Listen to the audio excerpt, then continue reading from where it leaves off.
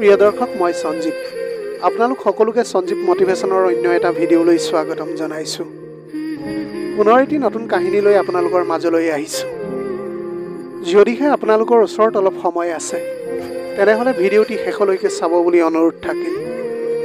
আজি মোৰ বিয়া, জীৱনটো শূন্যৰ পৰা নতুনকৈ আৰম্ভ কৰিবলৈ ওলাইছো। যুগ্ম জীৱন যাতে সুখৰ হয় তাৰ বাবে সকলোৰে পৰা আশীষ মাগিছো। দুখীয়া মা দেউতাৰ মই একমাত্ৰ সন্তান আছিলোঁ যদিও পঢ়াত ভালেই আছিলোঁ। জনা হোৱাৰে পৰাই মোৰ মনত বহুত সপোন আছিল। পঢ়ি শুনি নিজৰ ভৰিত থিয় হ'বলৈ খুব ইচ্ছা আছিল।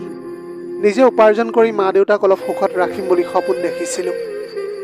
মেট্ৰিক পৰীক্ষালৈ প্ৰায় এমাহ থকা সময়ত এদিন হঠাতে দেউতা ঢুকাই থাকিল। এইটো সময়ত মা আৰু মই চকু পানীৰে বাট নেদেখা হৈ পৰিছিলোঁ। এতিয়া মই পৰীক্ষা দিবলৈ পাৰিম নে নোৱাৰিম তাৰ এই চিন্তা হ'বলৈ ধৰিছিল, কাৰণ দেউতা অবিহনে মা আৰু মোৰ সকলো শূন্য হৈ পৰিল। সেইটো সময়তে মোৰ বন্ধু ৰিদীপ ওচৰত থিয় হৈ আমাক মানসিক আৰু আৰ্থিকভাৱে সহায় কৰিছিল আৰু তেওঁৰ সাহসতে মই সুখীয়াতিৰে পাছ কৰিছিলোঁ। মোৰ লক্ষ্য আৰু উদ্দেশ্যৰ কথা ৰিদীপে সদায় মনত পেলাই দি আহিছিল। মায়ে ঘৰে ঘৰে কাম কৰি আৰু মই কণ কণ ল'ৰা ছোৱালীহঁতক পঢ়ুৱাই নিজৰ খৰচ চলিয়াইছিলোঁ। দেউতাৰ অনুপস্থিতিয়ে মোক বেছি দৃঢ় কৰি তুলিছিল আৰু মোৰ এটাই লক্ষ্য আছিল মাক অলপ সুখত ৰখাটো। কিন্তু নিয়তিয়ে আকৌ প্ৰতাৰণা কৰিলে মোৰ লগত। দেউতা ঢুকোৱাৰ ছমাহৰ পিছত মাত্ৰ 2 দিন অসুখত ভুগিয়েই মায়ে মোক এই পৃথিৱীৰ পৰা চিৰদিনৰ বাবে এৰি থৈ গুচি গ'ল। এতিয়া মই ঘাট মাউৰা হৈ পৰিলোঁ। এতিয়া মই কি কৰোঁ চাৰিওফালে মোৰ অন্ধকাৰে বিয়পি পৰিছিল। মা দেউতা অবিহনে অকলশৰে কেনেকৈ থাকিম মই? নিজকে শেষ কৰি দিয়াৰ কথাটো এতিয়া মই ভাবিছিলোঁ। মা দেউতাৰ পিছে পিছে ময়ো এই পৃথিৱীৰ মায়া এৰি যাম বুলি সিদ্ধান্ত ল'লোঁ। কিন্তু মই নোৱাৰিলোঁ। দেৱদূতৰ ৰূপত ৰিদীপ পুনৰ মোৰ কাষত আহি ওলালহি। একো আগপিছ নাভাবি তেওঁ মোক তেওঁলোকৰ ঘৰলৈ বুলি লৈ গ'ল। হাতত টালি টোপোলাৰে সৈতে ৰিদীপে মোক লৈ যোৱা দেখি ঘৰত সকলোৱে থতমত খাইছিল। কিন্তু মাক দেউতাকে মোৰ অৱস্থাটো দেখি তেতিয়া একো নকলে। বৰ আগ্ৰহেৰে মোক তেওঁলোকে আদৰি লৈছিল। সেইদিনাৰ পৰা ৰিদীপৰ মাক দেউতাক মোৰো মা দেউতা হৈ পৰিল। মই তেওঁলোকৰ ছোৱালী হৈ পৰিছিলোঁ। সেইটো সময়ত ৰিদীপৰ ককাইক ত্ৰিদীপে ডিব্ৰুগড়ত ফাৰ্মাচী পঢ়ি আছিল। উচ্চতৰ মাধ্যমিক পৰীক্ষা দিয়াৰ পাছত মা দেউতাই মোক ওচৰলৈ মাতি আনি সুধিছিল এতিয়া মোৰ লক্ষ্যটো কি। মই যি পঢ়িবলৈ খোজোঁ তেওঁলোকে সকলো প্ৰকাৰে মোক সহায় কৰিব বুলি কৈছিল। মনে মনে মোৰ ইচ্ছা আছিল নাৰ্ছ পঢ়া, কাৰণ মই ভালদৰে জানিছিলোঁ যে আন কিবা এটা পঢ়ি সংস্থাপন পাবলৈ যিমান টান তাৰ তুলনাত নাৰ্ছ পঢ়িলে চৰকাৰী চাকৰি নাপালেও বেচৰকাৰী হস্পিটেল এখনত কাম পাবলৈ সক্ষম হ'ম। মোৰ ইচ্ছামতেই মোক গুৱাহাটীত নাৰ্ছ পঢ়োৱাৰ ব্যৱস্থা কৰিছিল আৰু একে সময়তে ৰিদীপে পলিটেকনিক পঢ়িছিল। আমি দুয়ো ভাল বন্ধু আছিলোঁ। দুয়ো একেলগে ঘৰলৈ অহা যোৱাও কৰিছিলোঁ। সকলোৱে আমাক ভাই ভনী বুলিয়েই কৈছিল। পঢ়া শেষ কৰি মই ঘৰলৈ উভতি আহিলোঁ। এতিয়া মনত সংস্থাপনৰ চিন্তা। ৰিদীপেও পলিটেকনিক পঢ়া শেষ কৰি গুৱাহাটীৰ কোম্পানী এটাত চাকৰিত সোমাইছিল। ত্ৰিদীপ দাদাই ইতিমধ্যে ডিব্ৰুগড়তে নাৰ্ছিং হোম এখনত চাকৰি পাইছিল। এদিন মা দেউতাই মোক ওচৰত বহুৱাই লৈ বৰ মৰমেৰে ক'লে যে পঢ়া শেষ হ'ল যেতিয়া মই চাকৰি কৰাত তেওঁলোকে বাধা নিদিয়ে, কিন্তু যদিহে মই আপত্তি নকৰোঁ তেওঁলোকে মোক ত্ৰিদীপ দাদাৰ বোৱাৰী কৰি ল'বলৈ খোজে। সেইদিনা মই কথাটো শুনি খুব কান্দিছিলোঁ। আচলতে আৱেগত কান্দিছিলোঁ নে দুখত কান্দিছিলোঁ সেইটোহে মই জনা নাছিলোঁ। তেতিয়াৰে পৰাই মোৰ মনত ত্ৰিদীপ দাদাৰ মুখখন ভাঙি থকা হ'ল। সপোন দেখিছিলোঁ মই তেওঁৰ তেতিয়া, কিন্তু মোৰ সপোনত এতিয়া খেলি মেলি লাগিবলৈ ধৰিছিল। চাকৰিৰ প্ৰথম দৰমহালৈ গুৱাহাটীৰ পৰা আহি ৰিদীপে ক'লে যে মোক সি ক'ৰবাত ফুৰাব নিব আৰু মোক ছাৰপ্ৰাইজ এটা দিব। এনেকৈ মা দেউতাক কৈ আমি ফুৰিবলৈ গ'লোঁ আৰু শিৱ মন্দিৰত সেৱা কৰিছিলোঁ। তাতে ৰিদীপে মোক ক'লে যে তেওঁ হেনো মোক ছাৰপ্ৰাইজ দিব। মই তেওঁৰ ফালে ঘূৰি চোৱাৰ লগে লগে ক'লে আই লাভ ইউ কৰবী, তোমাক মই স্কুলত থকাৰ পৰাই ভাল পাওঁ, কিন্তু প্ৰকাশহে কৰিবলৈ পৰা নাছিলোঁ। এতিয়া নিজকে যোগ্য বুলি ভাবিহে মই কথাটো তোমাক ক'লোঁ। মই মোৰ মা দেউতাক তোমাৰ আৰু মোৰ কথাটো ক'ম। মই ভাবোঁ তেওঁলোকে নিশ্চয় আপত্তি নকৰে। কথাটো শুনাৰ লগে লগে মই যেন বোবা হৈ পৰিলোঁ আৰু ক'লোঁ যে কিন্তু কোনো কিন্তু নাই কৰবী, তুমি সদায় মোৰ। তোমাক নাপালে মই পাগল হৈ যাম, মই একেবাৰে জীয়াই নাথাকিম। হঠাতে এইবোৰ কি হৈ গ'ল? এজাক ধুমুহাই মোক সম্পূৰ্ণৰূপে বিধ্বস্ত কৰি পেলালে। এতিয়া মই কি কৰিম একো ভাবিয়েই পোৱা নাছিলোঁ। মোৰ প্ৰতি ৰিদীপে যে একপক্ষীয় ধাৰণা লৈ আছে মই সপোনতো ভবা নাছিলোঁ। ইতিমধ্যে মোৰ মনত ত্ৰিদীপ দাদাৰ প্ৰতি প্ৰেম আৰু ভালপোৱা জাগি উঠিছিল। ৰিদীপক কথাবোৰ কওঁ কেনেকৈ এতিয়া? অন্য হাতেদি মা দেউতাক কথাটো ক'বও নোৱাৰোঁ। ভিতৰি ভিতৰি দুশ্চিন্তা বাঢ়ি গৈছিল মোৰ। তাৰ মাজতে এদিন মা দেউতাই ৰিদীপক মোৰ বিয়াৰ কথাটো ক'লে। সি এতিয়া কিছু সময় মৌন থাকি তাৰ পাছত মিচিকাই হাঁহি দিলে। মই এতিয়া বৰ বিপাঙত পৰিছিলোঁ। লাহে লাহে ৰিদীপ সলনি হৈ গ'ল। আগৰ দৰে সি এতিয়া ঘৰলৈ অহাটো কমাই দিছিল। মোকো আগৰ দৰে ভালকৈ মাত বোল নকৰা হ'ল। ককায়েকৰ পৰাও এতিয়া আঁতৰি থাকিবলৈ ধৰিছিল। গম পালোঁ সি হেনো মদ খাবলৈ এতিয়া আৰম্ভ কৰিছে। মোৰ এতিয়া অন্তৰ আত্মাখন একেবাৰে কঁপি উঠিছিল। মই এতিয়া অনুভৱ কৰিছিলোঁ তাৰ এই নৈতিক স্খলনৰ বাবে মই দুখী। মই এতিয়া কি কৰোঁ? হঠাতে কৰোণা মহামাৰীয়ে পৃথিৱীখন চানি ধৰিছিল। মানুহৰ মাজত আতংকৰে বিৰাজ কৰিলে। মানুহৰ মাজত এতিয়া অহা যোৱাবিলাক বন্ধ হৈ পৰিল। অপ্ৰত্যাশিতভাৱে কৰোণা মহামাৰীয়ে দেউতাক আমাৰ মাজৰ পৰা লৈ গুচি গ'ল। ৰিদীপ আৰু ত্ৰিদীপ বাহিৰত থকাৰ কাৰণে তেওঁৰ শেষকৃত্য সম্পন্ন কৰিবলৈ নোৱাৰিলে। সকলো কাম এতিয়া প্ৰশাসনৰ লোকেই কৰিছিল। ঘৰত কেৱল মা আৰু মই আছিলোঁ। এদিন মহামাৰীয়ে খাম কাটিলে। পিছে ৰিদীপ দিনক দিনে বজৰুৱা হৈ পৰিছিল। এতিয়া মদেই যেন তাৰ জীৱনসংগী হৈ পৰিল। এনেকৈয়ে এটা এৰি এটা কাল ধুমুহাই ঘৰখন এতিয়া ছাৰখাৰ কৰি পেলাইছিল। এদিন গুৱাহাটীৰ পৰা ঘৰলৈ আহি থকা সময়তে বাইক দুৰ্ঘটনা হৈ ৰিদীপৰ মৃত্যু ঘটিল। দুৰ্ঘটনাটো ৰহস্যজনক হৈ থাকিল। কাৰোবাৰ মতে দুৰ্ঘটনা আৰু কাৰোবাৰ মতে এয়া আত্মহত্যা। ইফালে প্ৰথমতে স্বামীৰ আৰু পিছত পুত্ৰ শোকত ডুবি মাৰো অৱস্থাটো বেয়া হৈ পৰিল। মই নিজকে এতিয়া নিয়ন্ত্ৰণ কৰিব নোৱাৰা হৈ পৰিলোঁ। ডিব্ৰুগড়ৰ পৰা এতিয়া ত্ৰিদীপ আহিল আৰু দুদিনমান থাকিয়েই গুচি গ'ল। বেছিদিন থাকিব নোৱাৰে তেওঁ। চাকৰি কৰা সপোন এৰি মই মাৰ আলপৈচান ধৰি থাকিলোঁ। অৱশ্যে এইখিনি ত্যাগ মই কৰিবলৈ সাজু আছোঁ। কাৰণ মা দেউতাই মোৰ কাৰণে যিখিনি কৰিছে তাৰ তুলনাত এয়া নগণ্য বুলি মই ভাবোঁ। মাৰ স্বাস্থ্য দিনক দিনে এতিয়া বেয়া হৈ আহিছিল। মায়ে ত্ৰিদীপ দাদাক এতিয়া জৰুৰীভাৱে ঘৰলৈ মাতি পঠিয়ালে। খবৰটো পোৱাৰ লগে লগে তেওঁ ঘৰত আহি পালেহি। মায়ে বৰ কাতৰে ক'লে, মোৰ গাটো খুবেই বেয়া। মই মৰাৰ আগতে কৰবীক নিজৰ কৰি লওঁ। মানুহ মাতিব নালাগে। যিমান পাৰি অনুষ্টুপীয়াকৈ বিয়াখন পাত। বিয়াৰ কথা ওলোৱাৰ লগে লগে মোৰো বুকুখন কঁপি উঠিছিল। মনত পৰিছিল মা দেউতালৈ, লগতে মনত পৰিল ৰিদীপলৈও। আচলতে মানুহৰ ভাগ্যত কি লিখা থাকে সেয়া কোনেও নাজানে। মাৰ মনৰ ইচ্ছা অনুসৰি অতি সোনকালে আমাৰ বিয়াখন হ'ব বুলি তেওঁ কথা দিলে আৰু দুদিনমানৰ পিছত ছুটী লৈ আহিম বুলি ডিব্ৰুগড়লৈ গুচি গ'ল। ময়ো এইখন ঘৰতে ছোৱালীৰ পৰা বোৱাৰী হ'বলৈ মানসিকভাৱে প্ৰস্তুত হৈ পৰিলোঁ। কিন্তু ভগৱান যে ইমান নিষ্ঠুৰ হ'ব পাৰে সেই কথাটো মই ভবাই নাছিলোঁ। এতিয়া মাৰ মনৰ আশা মনতে থাকি গ'ল। মায়ে মোৰ শৰীৰত সেন্দুৰৰ ফুট দেখা নেপালে। ত্ৰিদীপ যোৱাৰ 4 দিন পিছত মায়ে আমাক এৰি থৈ গুচি গ'ল। মোৰ এতিয়া নিজকে কুলক্ষণীয়া যেন লগা হ'ল। কি হ'ব এতিয়া মই একোৱেই ভাবিব পৰা নাছিলোঁ। মই এতিয়া চাৰিওফালে অন্ধকাৰ যেন দেখিবলৈ ধৰিছিলোঁ। ত্ৰিদীপ দাদাই লৰা ধপৰা কৰি ঘৰলৈ বুলি আহিল। তেওঁৰ মুখলৈ চোৱাৰ এতিয়া মোৰ সাহসকণ নোহোৱা হৈ পৰিছিল। নিজকে অপৰাধী যেন লাগিবলৈ ধৰিলে মোৰ। কি কৰোঁ কি নকৰোঁ এতিয়া মই একোৱেই ভাবি পোৱা নাছিলোঁ। নিজকে এতিয়া মোৰ সম্পূৰ্ণৰূপে শেষ কৰি দিবলৈ মন গৈছিল। দ্বিতীয়বাৰৰ বাবে মই আকৌ ঘাট মৰা হৈ পৰিলোঁ। মই ভাবিছিলোঁ যে মা দেউতা আৰু ৰিদীপৰ পিছে পিছে ময়ো গুচি যাওঁ নেকি। কিন্তু ত্ৰিদীপে কি কৰিব? তেওঁৰ বিবৰ্ণ মুখখন দেখি মই দিশহাৰা হৈ গৈছিলোঁ। আমি এতিয়া কি কৰিম?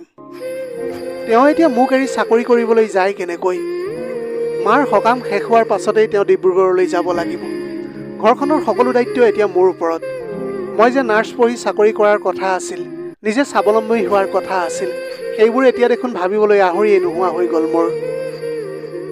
মাৰ সকামৰ সময়ত ঘৰলৈ অহা আত্মীয় স্বজন আৰু ওচৰ চুবুৰীয়াসকলে পৰামৰ্শ দিলে যে যিহেতু মই এতিয়া অকলে থকাটো উচিত নহ'ব আৰু সমাজৰ নীতি নিয়মৰ কথা আহি পৰে, সেয়েহে সদ্যহতে আমি দুয়োজনে আইনগতভাৱে বিবাহ হোৱা উচিত।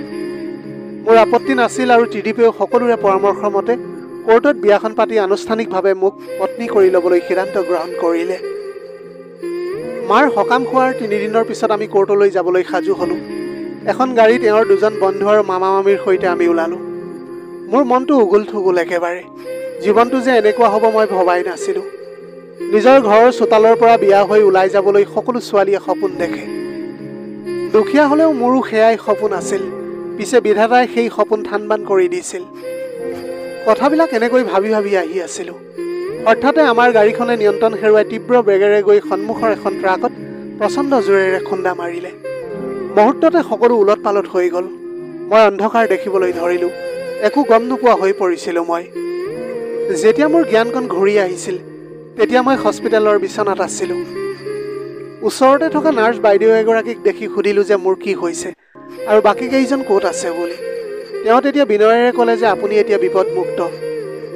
আপোনাৰ প্ৰেছাৰটো কমি গৈছিল আৰু টোপনি ক্ষতি হোৱাৰ কাৰণে বহুত দুৰ্বল হৈ গৈছিল। মই সুধিলোঁ যে বাকী কেইজন ক'ত আছে বাইদেউ? চাৰিওজনৰ বিশেষ একো হোৱা নাই, মাত্ৰ আপোনাৰ তেখেতৰহে। তেখেতৰ মানে আপুনি কি ক'বলৈ বিচাৰিছে বাইদেউ? তেওঁ এতিয়া ক'ত আছে? তেখেত ICUত আছে। মোক পিছবেলা ৰিলিজ দিলে। লগে লগে মই এতিয়া ICUৰ ওচৰলৈ আহিলোঁ। লগৰ দুজন এতিয়া বাহিৰতে ৰৈ আছিল। সেইটো সময়ত মোক ICUৰ ভিতৰলৈ যাবলৈ নিদিলে, মাথো দুৱাৰখন মেলি দূৰৰ পৰা এবাৰ চাবলৈ পাৰিলোঁ। দুদিন ধৰি এতিয়া মই ICU বাহিৰতে আছোঁ। ত্ৰিদীপে মূৰত গুৰুতৰ আঘাত পাইছে। ইফালে ভৰি ফালি বহুত তেজো ওলাই গৈছে, সেয়েহে তেজৰ প্ৰয়োজন হ'ব পাৰে বুলি ডাক্তৰে কৈছিল। এনেকৈয়ে এসপ্তাহ পাৰ হৈ গৈছিল। ত্ৰিদীপ ভাল হোৱাৰ কোনো লক্ষণেই দেখা নাছিলোঁ মই। ডাক্তৰেও খাটাংকৈ একো কোৱা নাছিল, সেইবাবে লাহে লাহে মই এতিয়া অকলশৰীয়া হৈ পৰিছিলোঁ। মই এতিয়া ভাবিলোঁ যে কি কৰোঁ মইনো ইমান দুৰ্ভগীয়া হ'ব লাগেনে? জীয়াই থকাৰ শেষ আশাকণো এতিয়া নোহোৱা হৈ পৰিছে। কিবা কিবি ভাবি থাকোঁতে কাৰোবাৰ মাতত সম্বিত ঘূৰাই পালোঁ। ঘূৰি চাই দেখোঁ ভাস্কৰ দেখোন। ভাস্কৰ মোৰ সহপাঠী আছিল, একেলগে মেট্ৰিক পাছ কৰিছিলোঁ আমি দুয়োৱে। পিছে মোৰ দৰে সিও দুৰ্ভগীয়া আছিল। দেউতাকৰ হঠাতে মৃত্যু হোৱাত মাক আৰু ভনীয়েকৰ দায়িত্ব ল'ব লগা হৈছিল। পঢ়া শুনা এৰি কোম্পানীৰ চাকৰি বিচাৰি সি গুৱাহাটীলৈ বুলি গুচি গৈছিল। বহুত বছৰৰ পাছত আজি তাৰ লগত মোৰ দেখা দেখি হ'ল। তেতিয়া সি লগে লগে ক'লে, আৰে কৰবি দেখোন, ইয়াত তুমি কি কৰি আছা? কিমান বছৰৰ পাছত আজি তোমাক লগ পাইছোঁ মই তেতিয়া ভাস্কৰক ক'লোঁ যে মোৰ স্বামী ICUত আছে। পিছে তুমি ইয়াত কি কৰিছা? কাৰ কি হৈছে কোৱাচোন? তেতিয়া সি ক'লে যে মাৰ গাটো বেয়া, 15 দিনমানেই হ'ল, বয়সো হৈছে নহয় তেখেতৰ। তোমাৰ কথা কোৱাচোন, কিবা কিবি শুনি আছোঁ অৱশ্যে। এয়া ঠিকেই শুনিছা তুমি। কি কৰিবা আৰু, নিজে কৰোঁ বুলিতো একো কৰিবই নোৱাৰি। এইবিলাক সকলো ভগৱানৰে লীলা খেলা। ভাস্কৰক কাষত পাই মোৰ অলপ সাহস আহিছিল। তাক সকলো কথা মই এতিয়া খুলি ক'লোঁ। দুদিন অনাহাৰে থকা বুলি গম পাই ভাস্কৰে মোক জোৰ কৰি ভাত খুৱাই আনিলে। সি পুনৰ আহিম বুলি কৈ মাকৰ ওচৰলৈ গুচি গ'ল। মোৰ ফোন নম্বৰটো সি তেতিয়া লৈ গৈছিল। পিছদিনা ত্ৰিদীপক তেজৰ প্ৰয়োজন হোৱাত ভাস্কৰে নিজেই 1 ইউনিট তেজ দি আমাক কৃতজ্ঞ কৰি তুলিলে। কিন্তু ৰোগীগৰাকী সুস্থ হৈ উঠাৰ লক্ষণ দেখা নগ'ল। মই এতিয়া সম্পূৰ্ণৰূপে বোবা হৈ পৰিলোঁ। চাৰিওফালে চকুৰে অন্ধকাৰ দেখিবলৈ ধৰিছিলোঁ। এইখিনি সময়ত ভাস্কৰেই মোক এতিয়া সাহস দি থাকিল।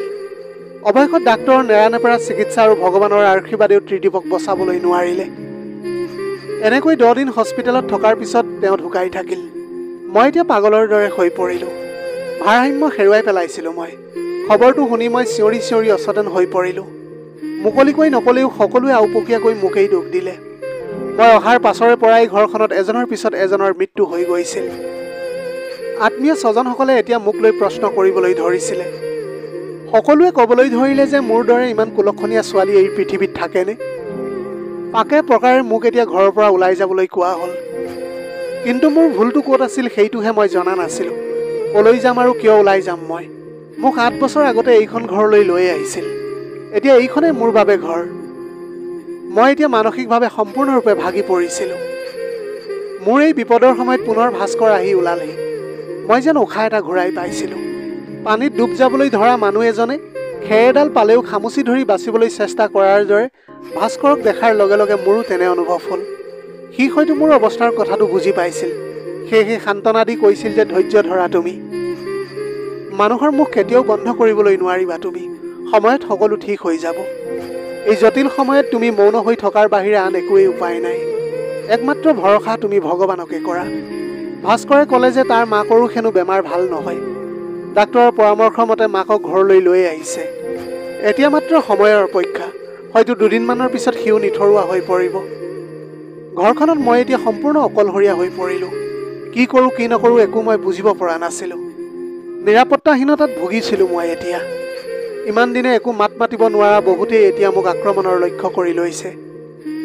এই বিপদৰ সময়ত ভাস্কৰ একমাত্ৰ সাহস হৈ পৰিল মোৰ বাবে। এনেকৈ 2 দিনমানৰ পিছত খবৰ পালোঁ যে ভাস্কৰৰ মাকৰ মৃত্যু ঘটিছে। কথাটো শুনাৰ পিছত মনটো বহুত বেয়া লাগিল। পিতৃ মাতৃক হেৰুৱাৰ বেদনা কিমান সেয়া ভুক্তভোগীৰ বাহিৰে আন কোনেও বুজিব নোৱাৰে। ফোন কৰিয়ে মই এতিয়া ভাস্কৰৰ খবৰ ল'লোঁ। মাকৰ শ্ৰাদ্ধ শেষ কৰি সি মোৰ খবৰ ল'বলৈ আহিল। মোৰ দৰে সিও দুৰ্ভগীয়া আছিল। সি মোক জীয়াই থকাৰ সাহস দি ক'লে যে সকলো শেষ হৈ যোৱাৰ পিছতো যিখিনি থাকে তাৰ পৰাই জীৱনটো নতুনকৈ আৰম্ভ কৰিব লাগে। ময়ো নিজকে এতিয়া চম্ভালি ল'বলৈ চেষ্টা কৰিছোঁ। এইখন ঘৰত মোৰ আইনগতভাৱে একো অধিকাৰ নাই। না মই এইখন ঘৰৰ বোৱাৰী না ছোৱালী।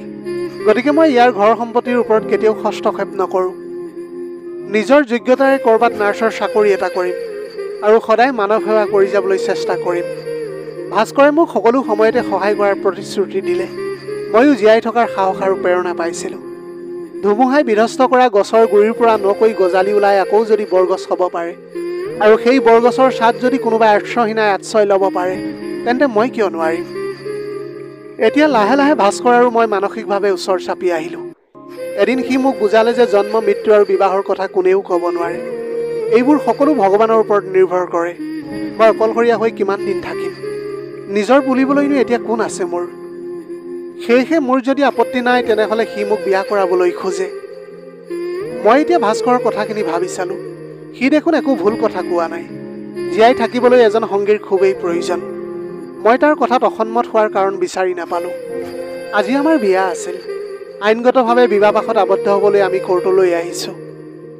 জীৱনটো শূন্যৰ পৰা আকৌ আৰম্ভ কৰিবলৈ ওলাইছোঁ। প্ৰিয় দৰ্শক, এয়াই আছিল আজিৰ কাহিনীৰ ভাগ। আজিৰ ভিডিঅ'টি কেনেকুৱা লাগিলে জনাব। যদি ভাল লাগিল তেনেহ'লে লগৰ বন্ধু বান্ধৱীসকলৰ মাজত শ্বেয়াৰ কৰিবলৈ নাপাহৰিব। আপোনালোকৰ গোটেই জীৱনটো হাঁহিৰে উপচি পৰক। পাৰিলে দুখীয়াজনক অলপ সহায় কৰিবলৈ চেষ্টা কৰিব। আপোনালোকৰ অকণমান সঁহাৰিয়ে যদি কোনোবা এজন দুখীয়াৰ জীৱনটো সলনি কৰিবলৈ পাৰে, তাতকৈ পুণ্যৰ কাম আৰু এইখন পৃথিৱীত একোৱেই হ'ব নোৱাৰে। Have a nice day.